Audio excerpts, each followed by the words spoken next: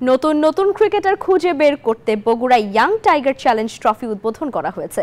Bangladesh cricket বোর্ডের আয়োজনে balloon উড়িয়ে এই টুর্নামেন্টের উদ্বোধন করা হয়। ইয়াং টাইগার্স চ্যালেঞ্জ ট্রফি বিসিবির একটি বার্ষিক ক্রিকেট টুর্নামেন্ট, যেখানে অনূর্ধ্ব 16 ও 18 বছর বয়সীদের জন্য আসর আয়োজন করা হয়। এই টুর্নামেন্টটির লক্ষ্য তরুণ প্রতিভাবান ক্রিকেটারদের খুঁজে বের করা। ট্রফি উদ্বোধন করেন বগুড়ার জেলা প্রশাসক হোসনা আফরোজ। এ সময় পুলিশ সুপার জেদান আল মুসা, বিসিবির head of operations Habibul Bashar Suman, বয়স গ্রুপ নির্বাচক হাসিবুল হোসাইন শান্ত, সাবেক জাতীয় ক্রিকেটার জাভেদ ওমর বেলিম সহ অন্যান্যরা উপস্থিত ছিলেন।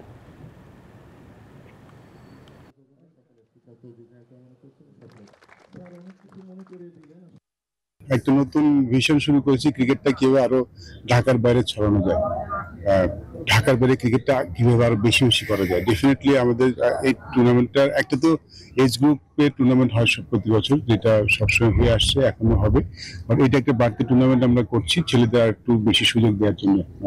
টি-20 ফরম্যাটে আপনি একটা ম্যাচ আপনার ব্যাট দিয়ে যেতেই পারে, এবং পাকিস্তান কিন্তু খুব টপ সাইড টি-20তে। কিছুদিন আগে কিন্তু তাদের কাছে আমরা 3 হেরে এসেছি।